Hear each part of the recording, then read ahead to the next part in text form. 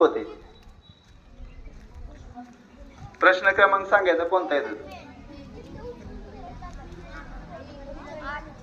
आणि यांच्यासाठी प्रश्न क्रमांक 8. प्रश्न आहे का व्यवस्थित? त्याने चांगली कुस्ती केली या वाक्यातील विशेषण कोणते? आपली वेळ सुरू झाली. सांग सार्थक सांग पटकन. चांगली हे विशेषण आहे आणि उत्तर बरोबर आहे. टाळ्या. 2 गुण मिळालेले आहेत लायन गटासाठी. आणि पुढचा गट टायगर, त्याच्यासाठी मराठीतील प्रश्न. ती चिठ्ठी मॅडम बाजूला काढून ठेवा.